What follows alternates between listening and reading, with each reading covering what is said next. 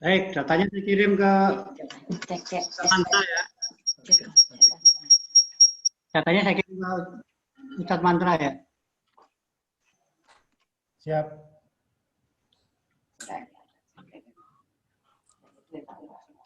Dicoba share screen-nya Pak.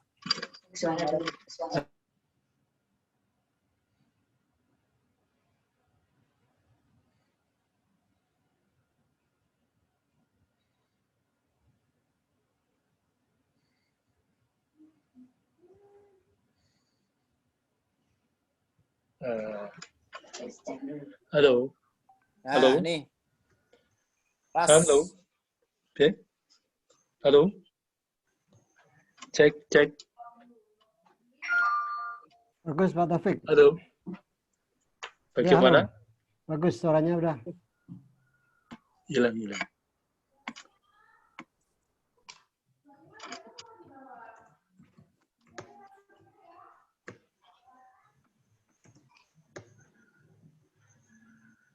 Monggo di jam 8 lebih bisa dimulai. Selamat Ustaz Bambang. Baik. Bentar.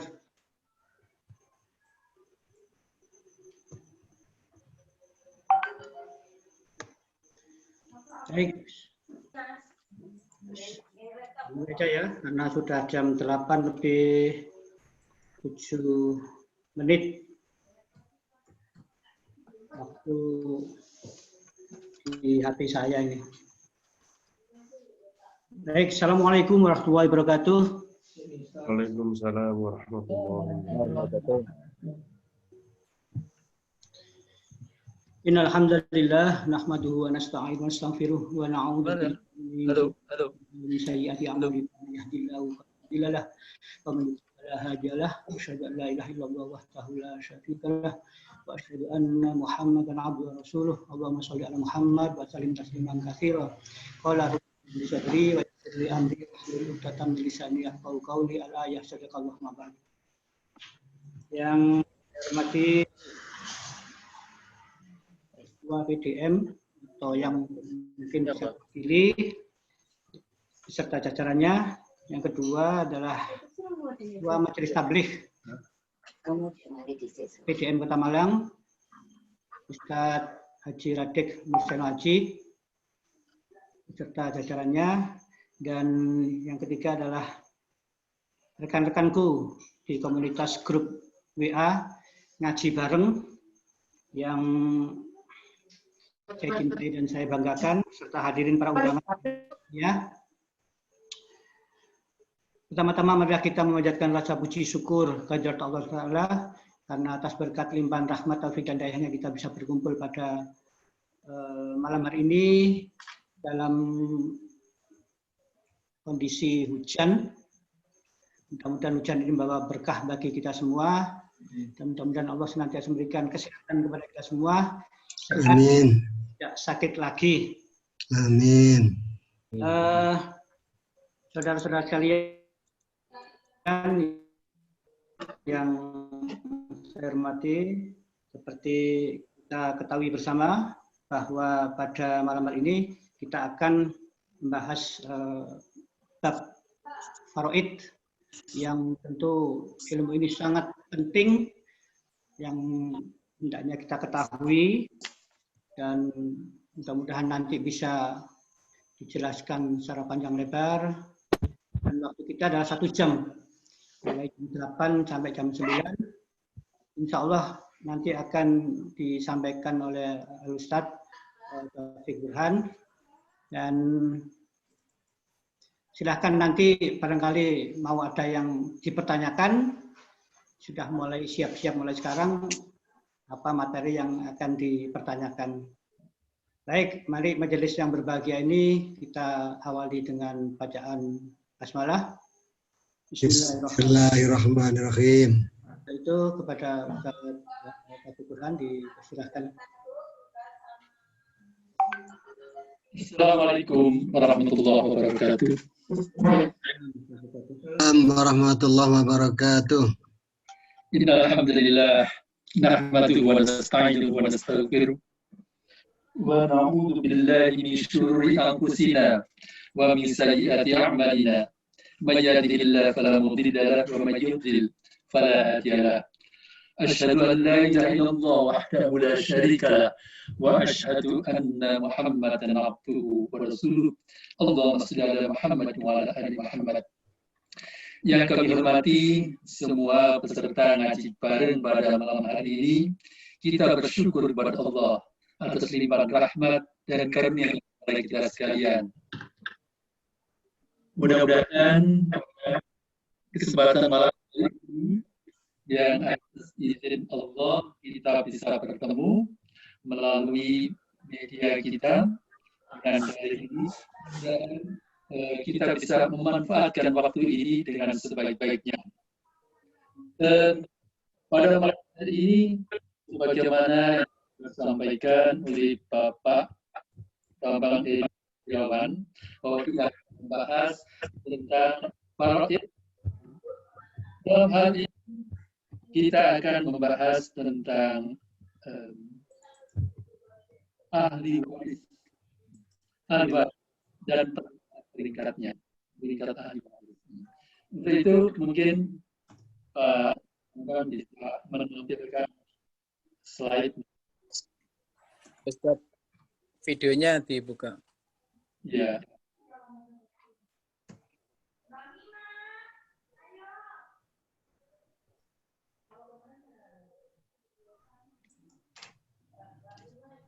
Ya.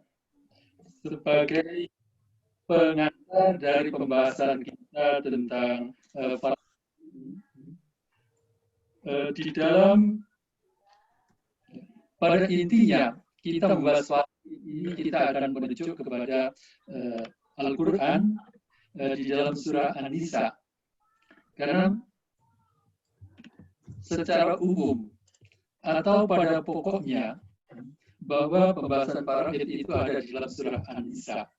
Dan sebagai pengantarnya, kita membaca bahwa pada ayat 7 itu dijelaskan bahwa lirrijali nasibum mimma tarakal walidani wal aqrabun. Ya, ini muncul. Ya. Lirrijali nasibum mimma tarakal walidani wal aqrabun walinissa'i nasibum mimma tarakal walidani wal aqrabun mimma qalla minhu aw katsur. Dari ayat yang merupakan pengantar terhadap faraid ini, kita bisa memahami bahwa berbeda dari tradisi yang sebelumnya, terutama tradisi Arab. Sebelum diturunkan ketentuan faraid, pembagian harta pusaka ini, bahwa pada saat itu pembagian harta itu lebih dikhususkan kepada ahli waris laki-laki saja. Sedangkan wanita itu cenderung untuk diabaikan. Maka dengan ketentuan Al-Quran, dengan disyariatkannya faraid ini dijelaskan sebagai pengantar itu bahwa baik laki-laki ataupun wanita semuanya adalah berhak, mungkin akan mendapatkan hak sebagai pewaris, bukan dimonopoli oleh laki-laki saja.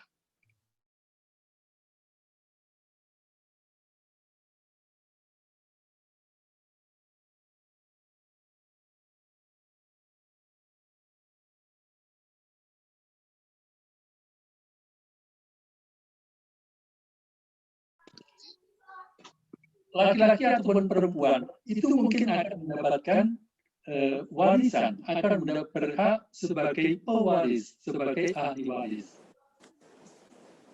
Baik dari al-walidain, kedua orang tua, ataupun kerabat-kerabat yang lain. Jadi mungkin saja bahwasanya yang menjadi atau memberikan warisan atau yang meninggal itu, peninggalnya, izinkan saya menggunakan kata meninggal, orang yang meninggal, itu bisa jadi al-walidain, bisa jadi kedua orang tua. Dan bisa jadi kerabat yang lain, wal akrobin. Kerabat yang lain itu mungkin dari anaknya. Kalau seorang anak meninggal, bisa jadi bapaknya itu akan mendapatkan hak sebagai waris dan seterusnya. Nah, itu sebagai pengantar yang intinya bahwa ternyata bahwa dalam hukum waris yang diwariskan, yang disyariatkan kepada kita itu ya, akan lebih adil. Sebab wanita diperhitungkan. Kita teruskan slide berikutnya, Pak Edi.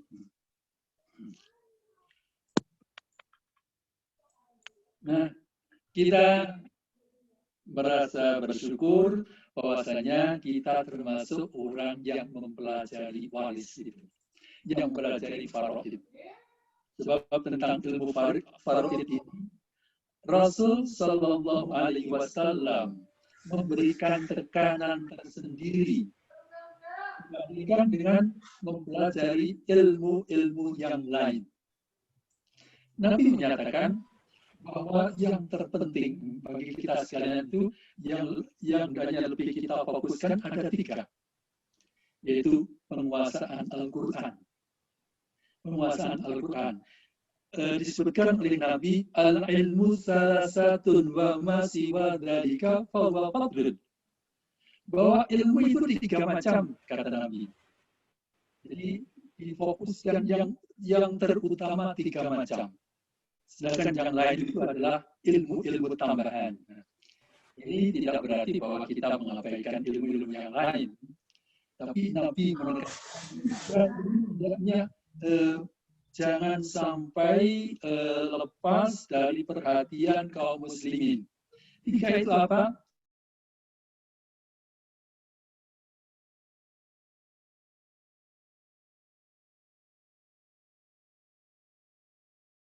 Penguasaan Al-Quran. Dengan penguasaan Al-Quran, itu kita bisa mengambil manfaat yang besar untuk kehidupan kita. Wasunatun qaimatun, dan penting juga kita menguasai hadis. Menguasai sunnah. Qaimatun artinya sunnah, hadis Nabi yang jelas, yang bersumber dari Nabi. Ditekankan oleh Nabi supaya kita menguasai hadis yang memang bersumber dari Nabi dan bukan hadis-hadis yang palsu, katakan seperti itu. Nah, yang ketiga ini juga ditekankan oleh Nabi, wa faridatun adil. Jadi ilmu faraid yang adil. Ya, para jamaah sekalian, Bapak Ibu yang kami. Nah, fokus topik pembicaraan kita malam hari ini adalah, apa bisa tertangkap saya? Mana? Menggema, Ustaz. Ya. Bisa cukup ya? Ya, pembicaraan kita malam hari ini adalah tentang ahli waris. Siapa saja yang kiranya berhak menjadi pewaris, yang menjadi ahli waris. Nah, untuk mengetahui tentang siapa saja yang menjadi ahli waris, yang menjadi pewaris harta, itu kita akan merujuk kepada utama dari An-Nisa ayat 11, ayat 12 dan ayat 6. Di sanalah keterangan tentang siapa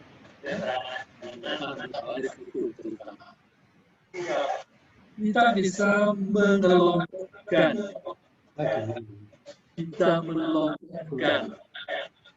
ahli dalam beberapa peringkat. Beberapa peringkat. Yang pertama, untuk malam hari ini, insya Allah, kita akan membahas tentang ahli waris dalam ring 1. Ring 1.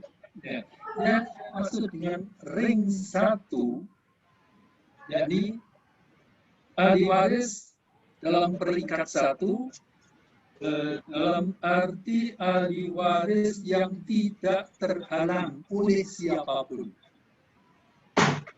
Ahli waris yang tidak terhalang oleh siapapun.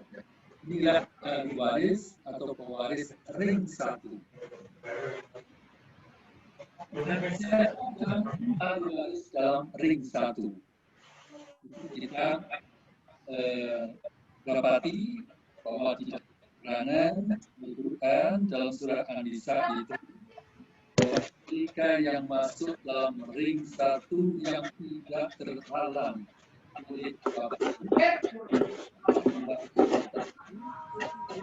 bisa kita kategorikan dalam 3 kelompok.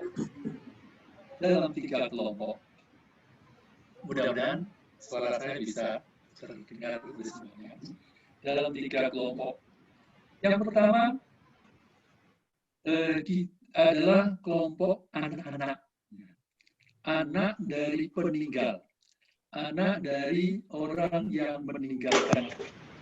Ini kelompok 1.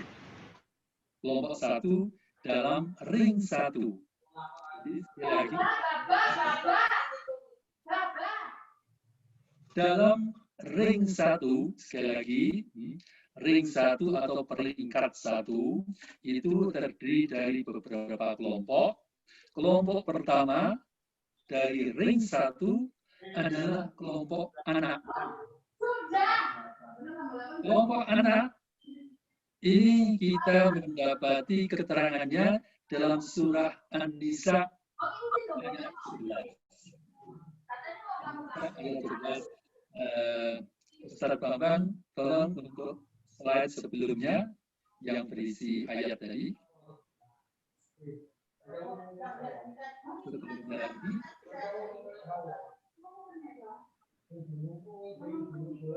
Sebelumnya lagi. Yaitu ayat yang berbunyi. Sebelumnya lagi. Ya. Sebelumnya lagi. Masih dari masih awal ini, masih awal. Jadi kelompok pertama dari ring 1. Kelompok pertama dari peringkat 1 itu adalah dari anak-anak. Kelompok anak-anak. Sepintas, ya kelompok 2 itu adalah orang tua, dan kelompok 3 itu adalah istri atau suami. Nah, semuanya itu adalah dalam peringkat 1. Sekarang kita akan melihat siapa anak-anak itu. Bagaimana kemungkinan anak-anak itu sebagai ahli waris.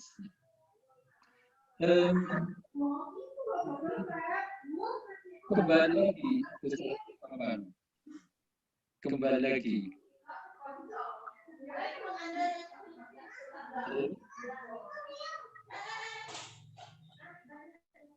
Ya.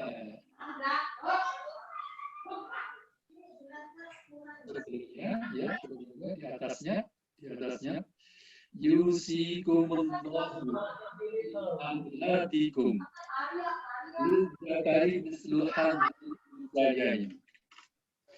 Yusikumullahu fi auladikum lidzakari mislu hadzil unsayayn.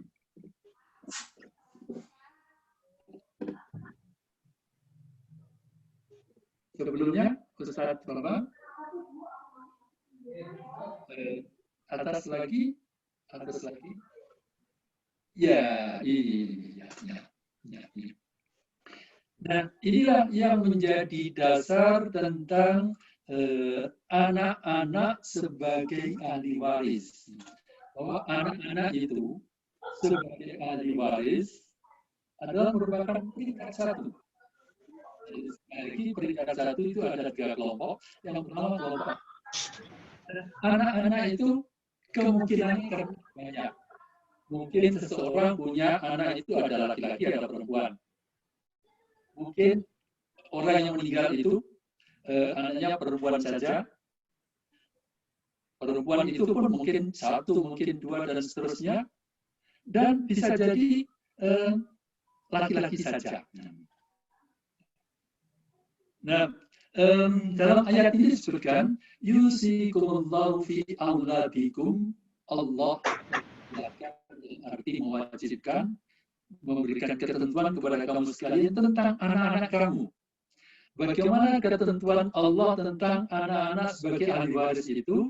Yaitu yang pertama, dalam kondisi di sana ada laki-laki dan ada perempuan, maka lidzakari mislu hadzil unsayain.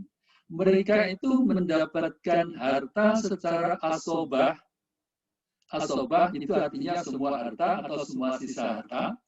Dan pembagiannya antara laki-laki dan perempuan itu lidzakari mislu hadzil unsayain. Untuk seorang anak laki-laki sama bagiannya dengan 2 orang anak perempuan.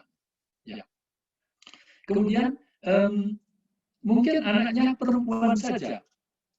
Wa in kunna nisaan fawqasnataini falakunna sulusa ma tarak. Kalau anak-anak itu ada perempuan-perempuan, tidak ada laki-laki, perempuan-perempuan tidak ada laki-laki, maka bagi mereka itu 2/3.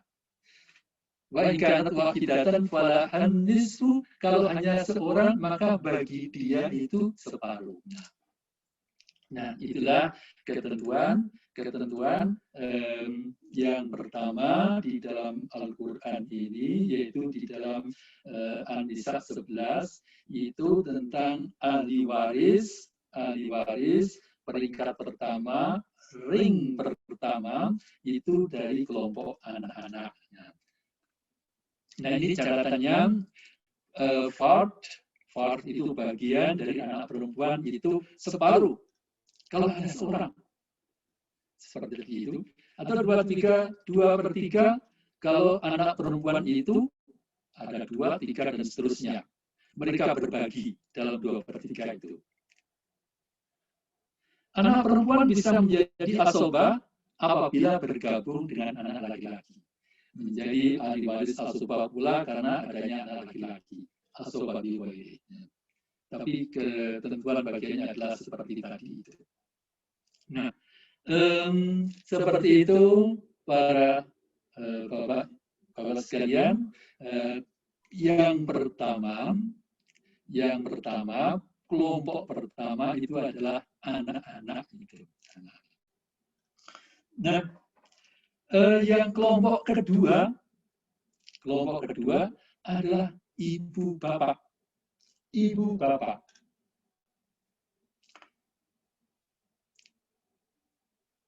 Ya, ada sambungan bahwa anak itu bisa menjadi penghalang.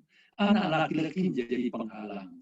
Artinya kalau ada anak laki-laki, maka ada ahli waris yang lebih jauh itu terhalang sehingga mereka tidak berhak mendapatkan warisan. Anak laki-laki menjadi penghalang misalnya kepada saudara. Kalau ada anak laki-laki, maka saudara tidak berhak menjadi pewaris. Demikian pula lebih lanjut, ada keponakan, ada paman, ada saudara sepupu, itu semuanya terhalang oleh adanya anak laki-laki. Tetapi ada yang tidak terhalang oleh adanya anak laki-laki, yaitu yang sama-sama berada dalam ring satu tadi. Yang dalam ring satu tentunya tidak akan terhalang walaupun ada anak laki-laki, ibu, bapak tidak terhalang oleh suami, istri, anak perempuan. Kemudian datuk kakek maksudnya datuk itu. Datuk bisa tidak terhalang oleh anak laki-laki bila tidak ada ayah. Bila tidak ada ayah. Jadi datuk itu bila tidak ada ayah, maka dia berhak menjadi pewaris dan tidak terhalang oleh anak laki-laki. Datuk, nenek itu ada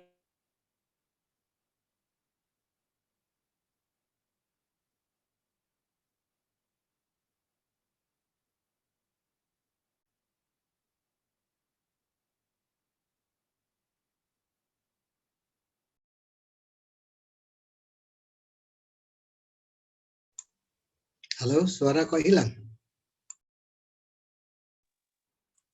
Kok hilang Pak Taufik?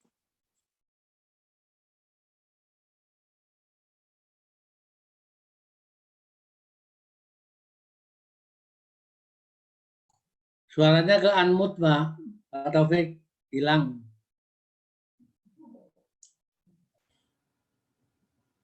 Mungkin sinyalnya mungkin.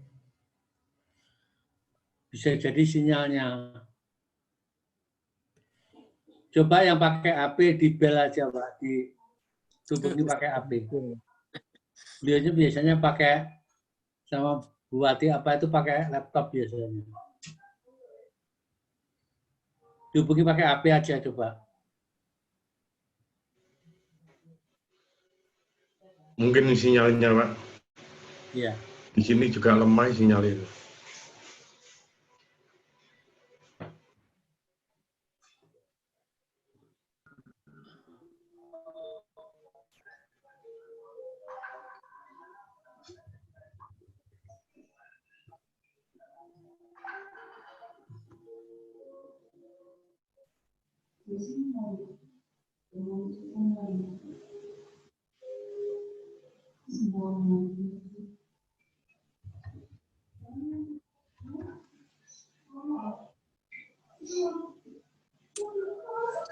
Mungkin dibantu meringkas resum sementara siapa Ustaz?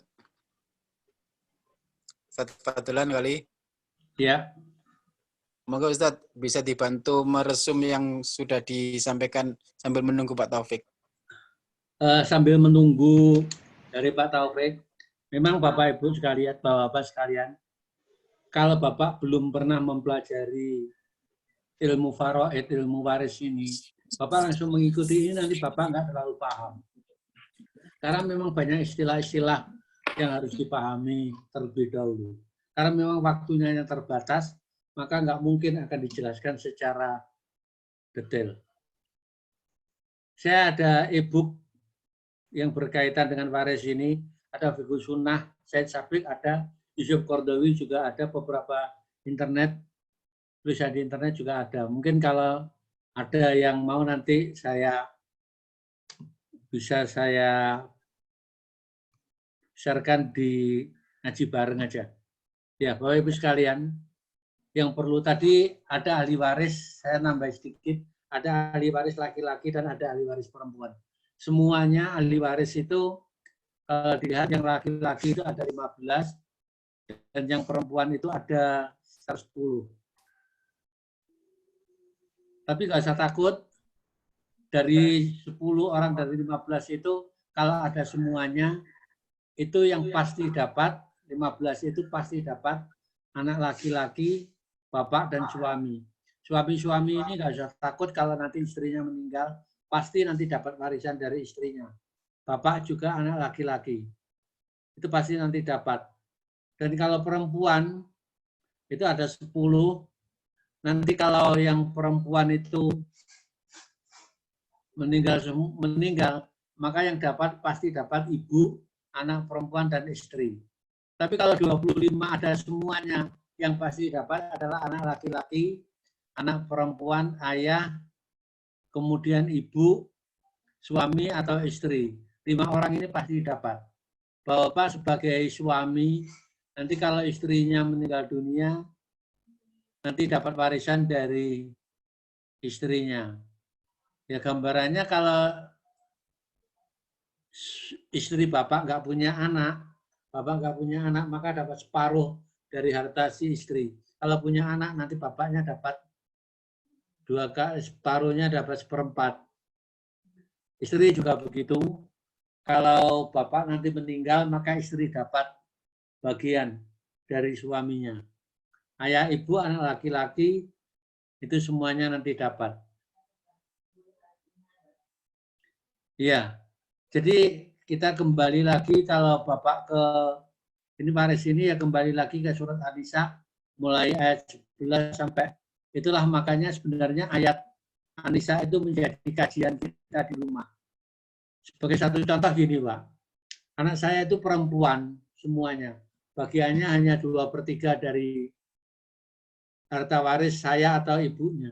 Maka ini saya tanamkan di dalam keluarga dan ini harus dipahami oleh anak-anak perempuan bahwa nanti bagiannya hanya 2/3.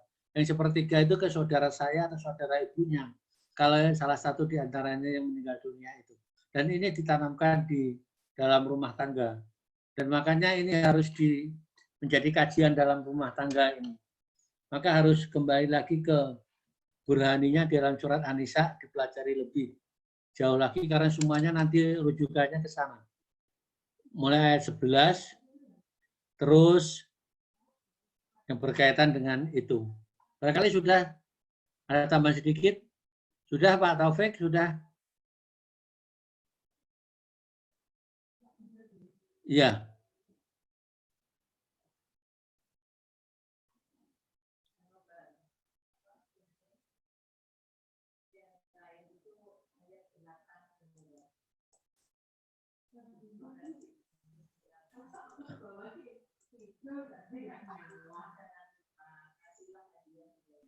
Nah, beberapa hal yang perlu ini kaitannya dengan ini Bapak.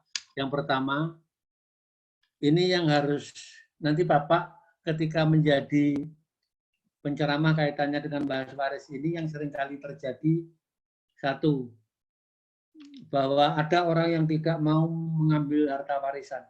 Kalau saya sarankan ambil warisannya. Apakah nanti seorang anak karena sudah berkecukupan, saya nggak mau ngambil warisan dari orang tua saya, sudah saya kasihkan kepada saudara-saudara yang lain. Bapak Ibu yang jadi rahasia, ambil warisan itu. Mengapa? Bahwa kasus anak soleh itu pengertiannya adalah yang mampu melanjutkan dari apa yang menjadi kebiasaan dari orang tua. Itu yang menjadi pengertian dari anak soleh. Nah kalau kemudian apakah anak-anak dari yang penerima waris, katakanlah Bapak Ibu kita, semuanya itu anak-anaknya itu soleh. Dalam artian, apakah dengan harta yang ditinggalkan oleh orang tua itu kemudian mampu kemudian digunakan untuk berinfak dari harta peninggalan orang tua. Maka dari itu ambillah. Kalau Bapak enggak berkepentingan dengan itu, enggak menggunakan itu, bisa ditasarufkan yang lain, diinfakkan. Itu nanti insya Allah bagian dari orang tua kita, karena itu bagian dari harta kita, insya Allah masih dapat bagian. Tapi kalau kemudian kita nggak ngambil, ya kalau anak-anaknya kemudian itu soleh semuanya yang dia akan berbuat dengan harta itu untuk orang tuanya. Ingat apakah enggak itu. Ini banyak kasus yang terjadi seperti itu. Terus yang kedua, Bapak Ibu sekalian, yang perlu untuk dipahami juga, ini model dari orang sebelum meninggal dunia hartanya sudah dibagi-bagi. Itu bukan warisan, itu bukan membagi waris. Kalau kita kembali lagi, harta waris itu adalah harta yang ditinggalkan oleh pemiliknya. Pemiliknya sudah meninggal. Maka itulah yang dinamakan harta waris. Kalau kemudian orang tuanya masih ada, itu kemudian dibagi-bagi, itu bukan bagi waris itu. Itu adalah hibah, memberikan kepada orang yang masih ada, dan itu sendiri ada batasnya. Alasannya biasanya nanti biar tidak tukaran, kemudian dia sudah mewariskan hartanya. Maka itu tidak tepat. Maka disinilah sebenarnya dalam kaitannya dengan warisan itu ada ujian keimanan.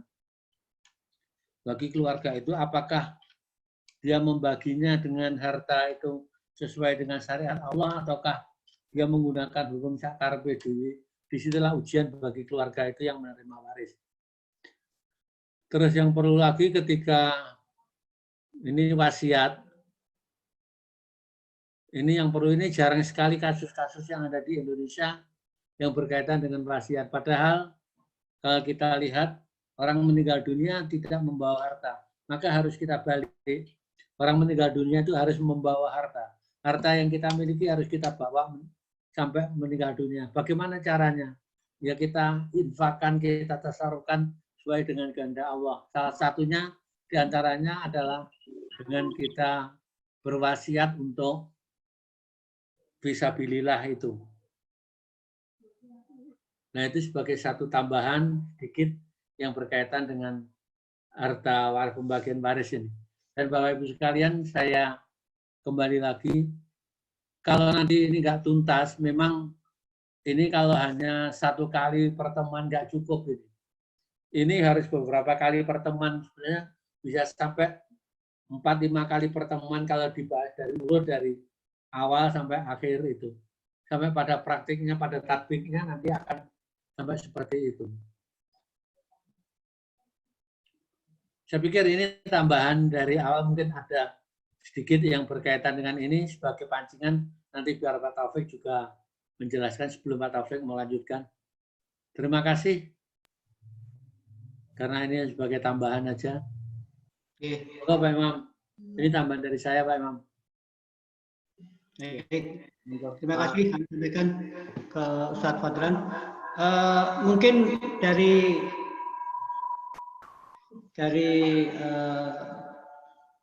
Bapak atau Ibu yang lain yang mau menambahkan sambil menunggu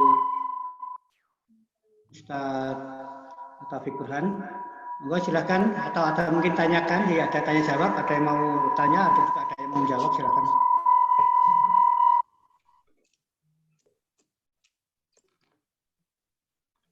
Ustadz Imam? Iya, penceramahnya kan tinggalan nih, batalnya nih, Ustadz Fadlan. Ustadz Fadlan, saya diberi penjelasan ini tentang teologi faraid ini kan, kayak apa, seperti teologi Al-Ma'un gitu kan ya. Karena sangat pentingnya dalam kemudian barangkali sedikit aja di asbabul wurudnya atau asbabul nuzulnya tentang hukum faraid ini, Ustadz Fadlan. Sambil menunggu Pak Taufik Burhan kok belum nyambung-nyambung ini. Oke, itu kira-kira Ustadz Fadlan. Ya.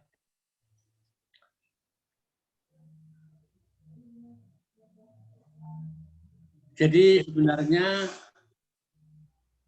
waris ini sebelum Islam ini sudah ada tentang waris. Maka ketika Islam datang kemudian Islam mengatur, meluruskan membuat satu aturan tentang hukum waris. Seperti kalau pra-Islam itu wanita-wanita itu tidak mendapatkan bagian waris. Kemudian ketika Islam datang, kemudian perempuan itu mendapatkan bagian waris.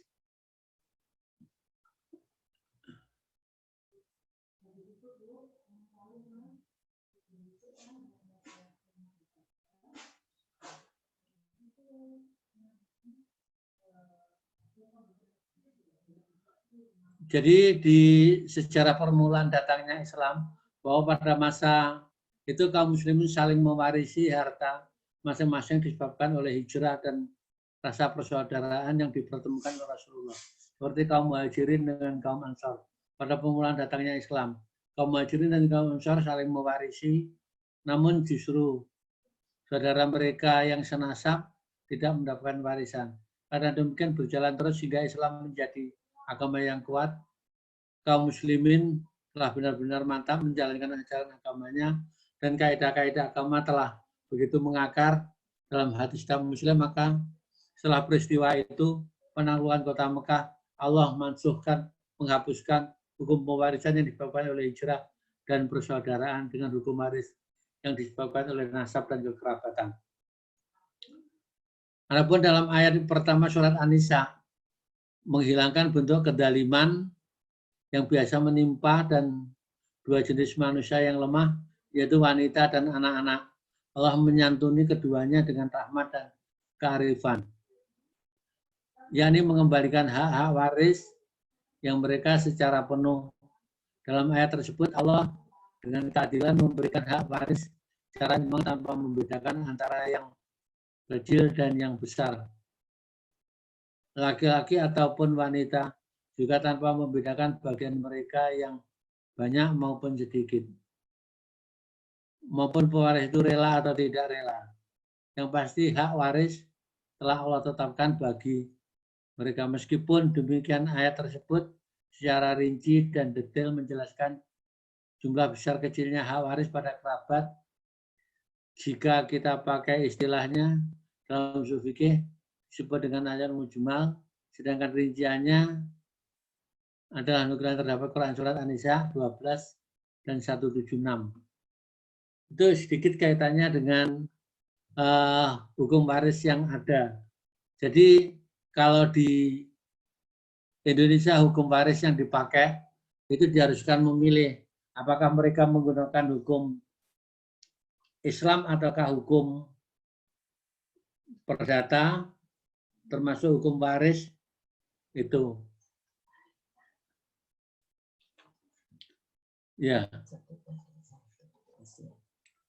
Jadi itu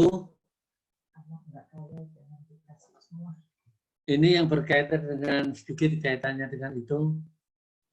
Sedikit tambahan, Pak. Kalau kita lihat perlu ada kaitannya dengan wasiat.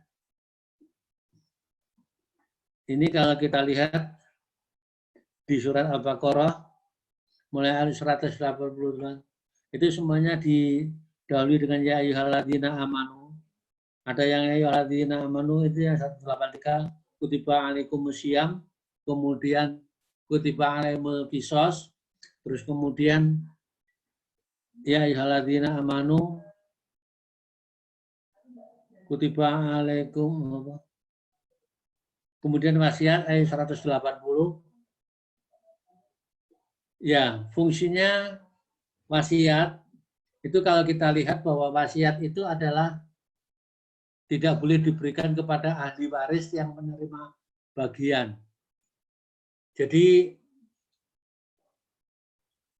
apakah anaknya itu kaya atau miskin, maka kalau dia mendapatkan bagian maka tidak boleh menerima wasiat. Nah ini kalau di hukum adat atau hukum perdata maka ini dibolehkan.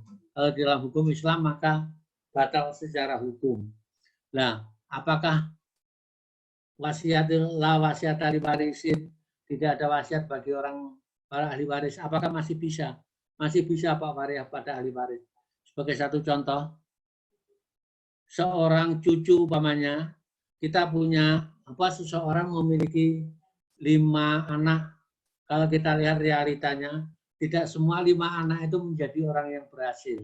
Maka kalau kita lihat 5 anaknya itu tidak semuanya berhasil, maka ada cucunya itu yang kemungkinan di antara orang itu yang kemudian dibandingkan dengan yang lain, maka cucunya yang salah satunya yang tidak berhasil itu akan ketinggalan. Oleh karena itu, kalau terjadi seperti itu, maka kakek atau neneknya itu masih bisa berwasiat kepada cucunya. Karena cucu tidak mendapatkan warisan karena ada orang tuanya. Maka boleh seorang cucu itu menerima wasiat dari kakek atau neneknya. Nah inilah kita lihat fungsinya satu dariah, ketidaksempurnaan pada pembagian waris yang cucu terhalang oleh orang tuanya, maka dengan demikian diberi wasiat itu akan mengangkat bahwa cucunya nanti biar dapat ya paling tidak menduduki yang sejajar atau meningkatlah, tidak menjadi yang terbelakang di antara yang lain.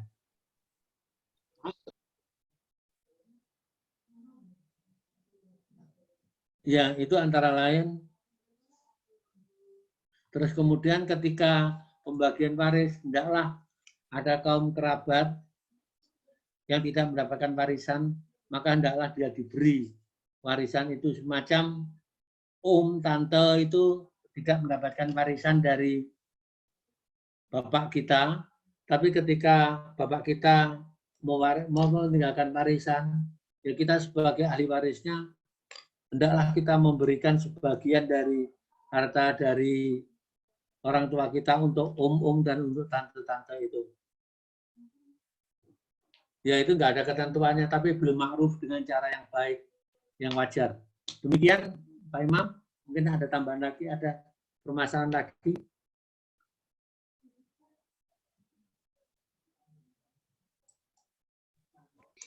Ya. Ustaz Fadlan, saya Ya. tanya ya. Ya.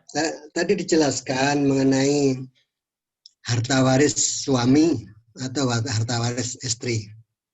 Yang dimaksud harta waris suami dan harta waris istri itu yang bagaimana? Ya. Apakah itu setelah dibagikan kepada anaknya yang berhak mendapatkan warisan, terus kemudian suami juga punya hak, suami istri juga punya hak, terus kemudian kalau suami istri meninggal salah satu, itu menjadi hak warisnya istri semua atau sebaliknya?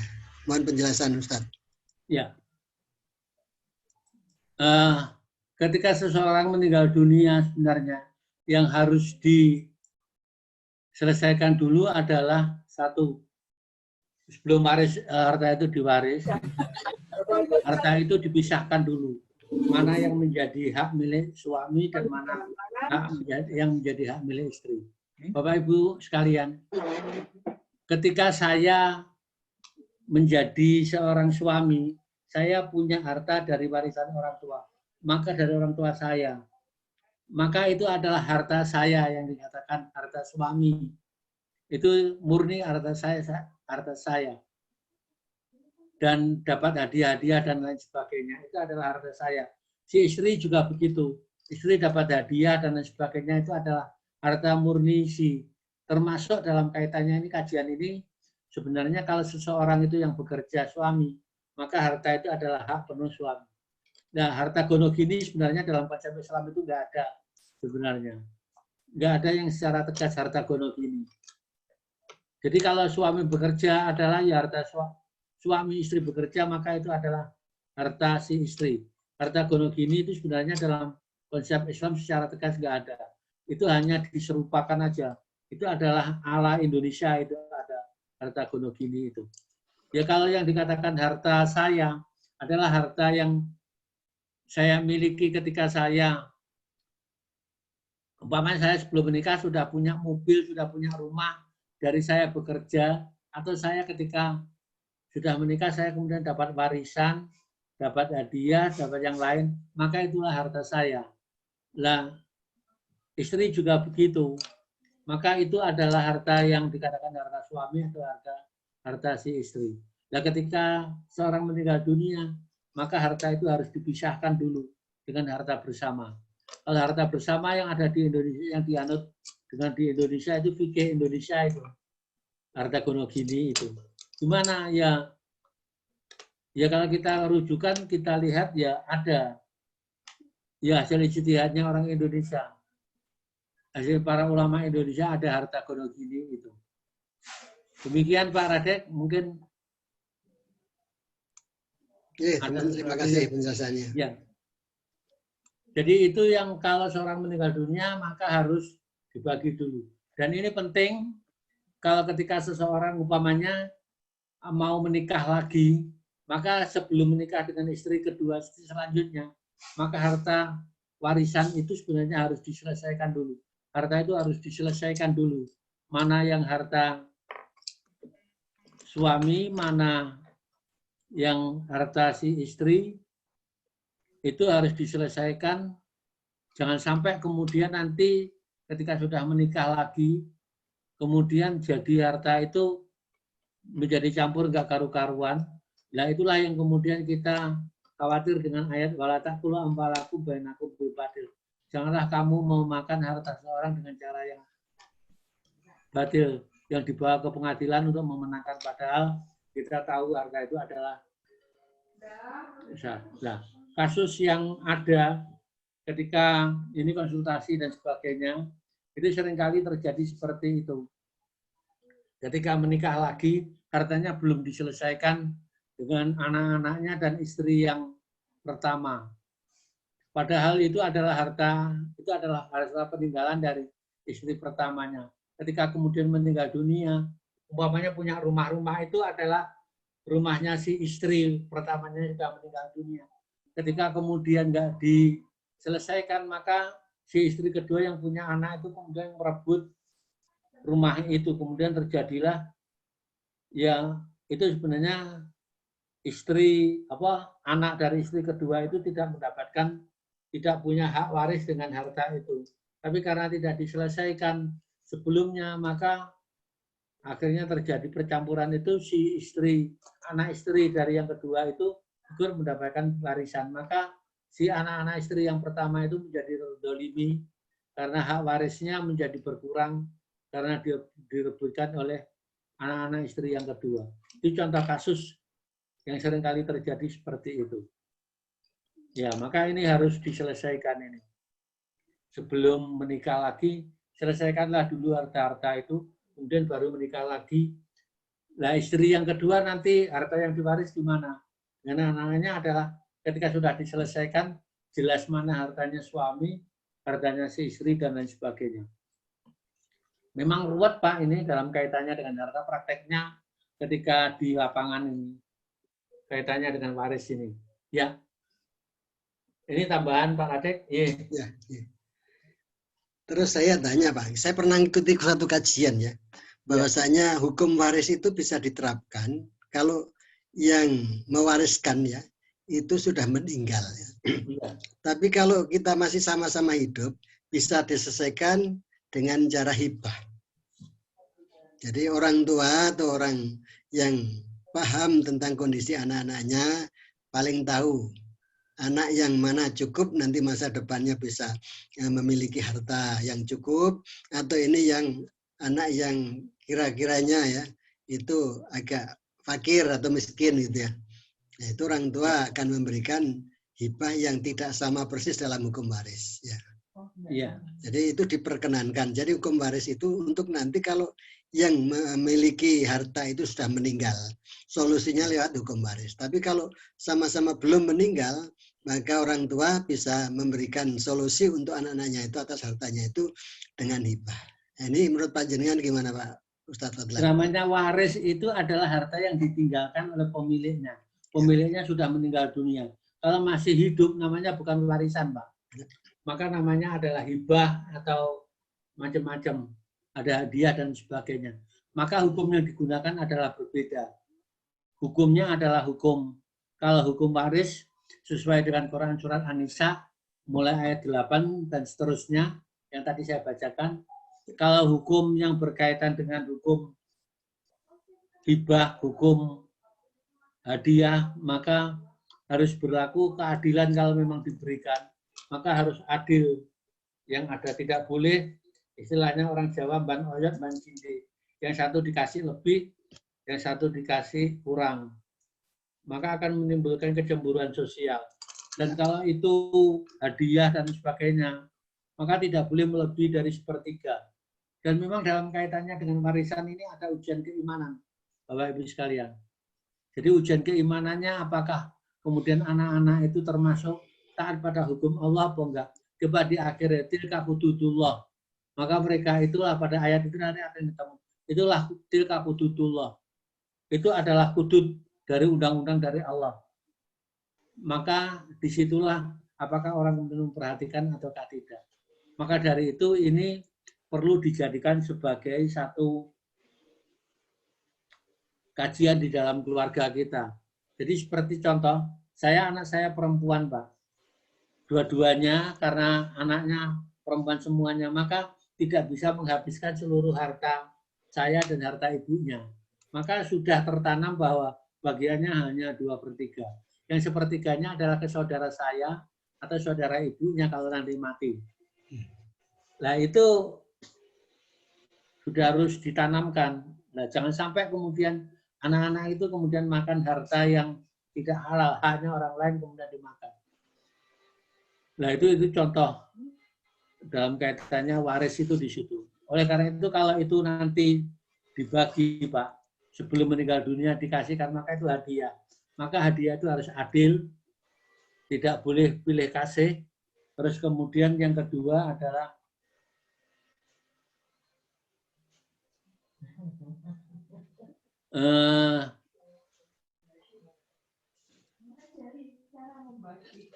diajari cara membagi waris dan sebagainya. Nanti keluarga itu diajarin seperti itu. Nanti biar mereka itu ngerti, kita tanamkan, diberi pembinaan keluarga itu, agar nanti dalam kaitannya dengan waris, itu tahu kedudukannya. Untuk apa sih sebenarnya waris itu? Antara lain salah satu adalah melanjutkan dari apa yang menjadi cita-cita dari orang tua kita. Ya ibaratnya sekarang itu Bapak Ibu sekalian, termasuk seperti ini kasusnya, kalau yang terjadi sebelum meninggal dunia hartanya sudah dibagi waris. Ada Pak, saya kasus seseorang sebelum meninggal dunia, hartanya itu sudah dikasihkan kepada anak-anaknya. Dia tidak sama sekali tidak mengambil. Hidupnya karena anak-anaknya berhasil, maka hidupnya dari anak yang satu ke anak yang lain. Satu ketika kasus Pak, ketika Idul Kurban, ini murid pengajian, sebagian dari ibu-ibu, dari murid-murid itu nitip, Pak saya nitip kurban boleh di masjid Bapak. Ada Bapak yang menyalurkan, oh boleh. Terus kemudian ada satu ibu, saya tanya, ibu kurbannya di rumah. Saya sebentar Pak, saya tanya anak saya, loh ketika dia padahal dia rugi. Orang yang kaya punya harta, tapi dia kemudian dengan hartanya dia tidak bisa memaksimalkan, dia masih hidup, hartanya sudah dikasihkan kepada anak-anaknya. Harus izin kepada anaknya. Ya kalau anaknya semuanya soleh. Kalau anaknya ada yang tidak soleh, kemudian ada yang nggak mau memberikan, tidak memberikan dan sebagainya, maka rugilah. Orang itu ketika kemudian semasa masih hidupnya sudah hartanya dibagi-bagikan kepada anak-anaknya. Kalau memang membagikan, ambil sebagian. Jangan seluruhnya dikasihkan kepada anaknya. Kita masih punya kewajiban kita kepada Allah. Harta kita yang kita miliki harus kita bawa sampai mati. Membawa matinya untuk apa? Ya untuk infak, untuk kewajiban-kewajiban kita kepada Allah, untuk korban, untuk sedekah dan lain sebagainya. Itu Pak Radek kaitannya dengan hadiah atau kaitannya dengan pemberian yang lain. Kalau nah ya, terus terang Bapak Ibu, kalau anak-anak kita kadang-kadang ini anak-anak kita insya Allah masih bisa dikendalikan, Pak.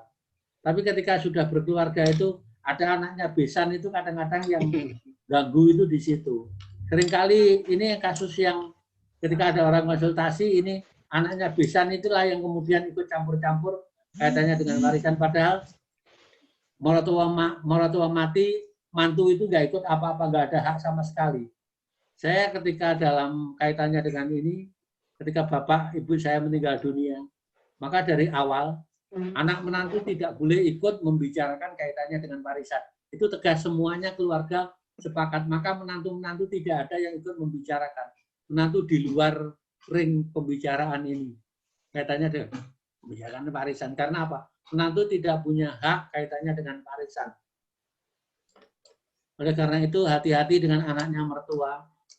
Ini kalau kemudian nggak terkendali bisa jadi yang menjadi anaknya mertua, anaknya besan, Mbak. Anaknya mertua itu bisa jadi kadang-kadang menjadi pengganggu ini. Ya kita didik, oleh karena itu kita beri pembinaan pada keluarga kita dalam kaitannya dengan pembagian waris itu. Demikian Bapak Ibu. Baik, terima kasih. Ye. Ustaz Badran.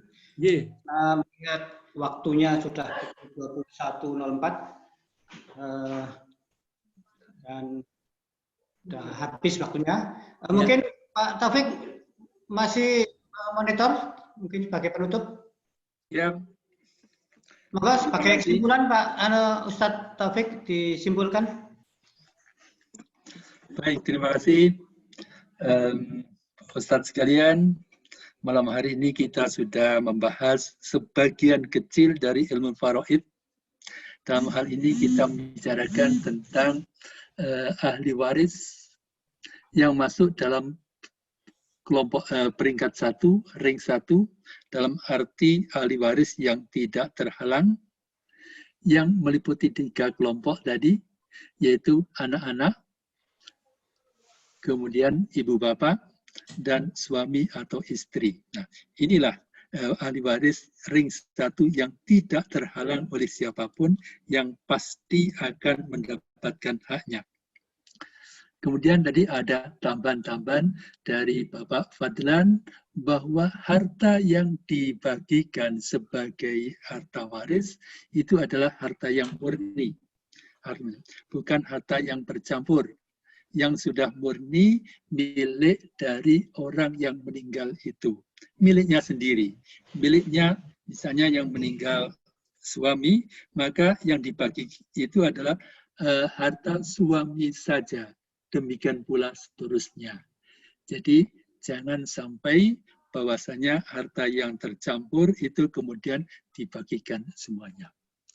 Saya kira itu Ustadz sekalian, dan tentunya masih banyak kekurangan pada malam hari ini, baik dari sisi teknis terutama, dan juga dari sisi materi.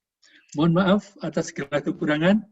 Bapak Ibu sekalian, dari saya akhiri. Assalamualaikum warahmatullahi wabarakatuh. Saya kembalikan kepada Mohon maaf Ustaz, ini dari chat itu sudah muncul pertanyaan sejak tadi itu. Kalau mungkin Ustadz Fadlan bisa memberi jawaban pertanyaan dari Ana Mufidah. Ya. Yang pertanyaan begini, mohon penjelasan tentang harta gonogini. Menurut Narsum tadi tentang gonogini tidak ada dalam syariat Islam murni. Namun itu adalah ijtihad dari ulama di Indonesia. Mohon penjelasan untuk penerapan lebih afdal yang mana. Mungkin bisa diberikan jawaban walaupun pendek Ustadz Fadlan. Ya, jadi harta gonogini, kalau mau lihat di internet Pak, penjelasannya bagus Pak. Ya. Harta gonogini dalam pandangan Islam. Ketik aja di YouTube harta gonogini dalam pandangan Islam. Nanti akan keluar, tinggal pilih. Insya Allah penjelasannya seperti itu. Dan harta gonogini itu tidak ada di dalam hukum waris itu yang secara tegas. Harta gonogini itu hasil ijtihad fikih ala Indonesia. Bahkan kalau Ustadz Dr. Ghazali itu kena pengaruh dari fikih Belanda itu. Hukum Belanda itu. Biwinya Belanda ada harta gonogini itu. Jadi sebenarnya ya nggak ada. Kalau yang ada harta gonogini itu ala fikih ala Indonesia. Ya kalau mau mengikuti hasil ijtihad ya monggo. Itulah hasil ijtihadnya fikih Indonesia. Jadi selama tidak bertentangan dengan itu ya ijtihad, namanya ijtihad seperti itu. Jadi kayak di Arab itu nggak ada harta gonogini itu. Jadi ya, itu. Terima kasih Ustaz. Ya. Mudah-mudahan Ibu Ana Mufidah ini masih tetap mengikuti ini. Ya. Makanya saya hanya melanjutkan pertanyaan itu aja langsung. Kalau di Indonesia mengikuti kompilasi hukum Islam KHI, itu ada di sana dijelaskan tentang harta gonogini itu.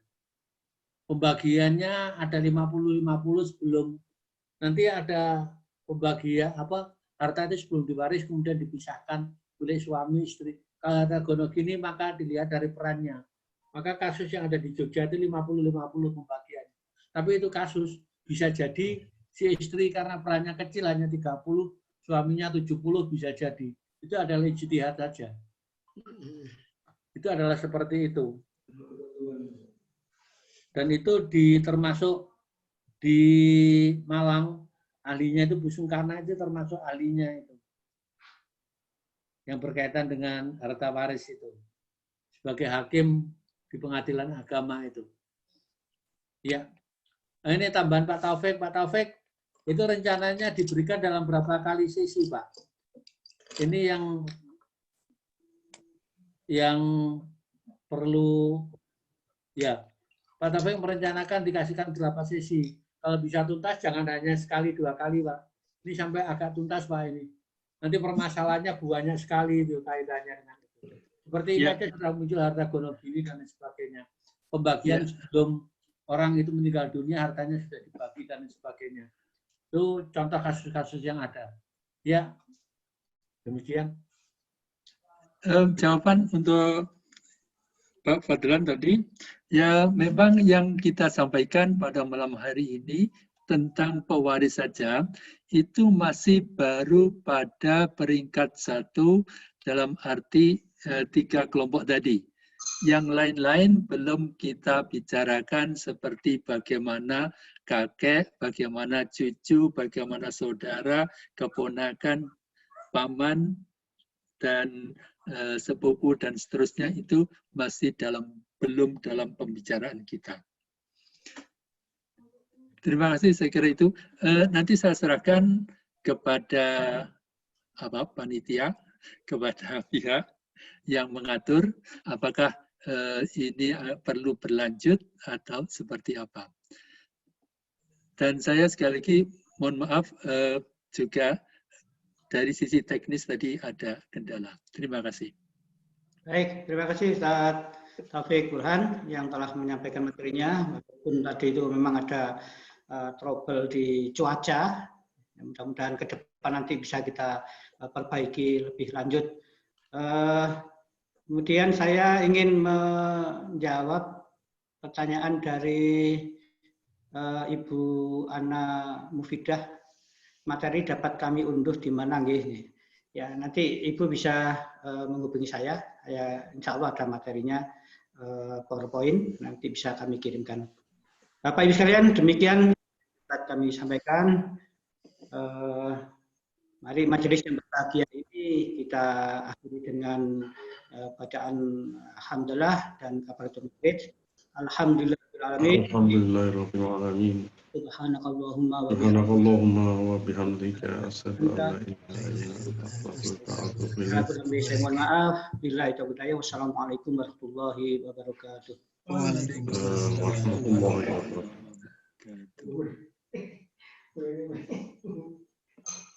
Materinya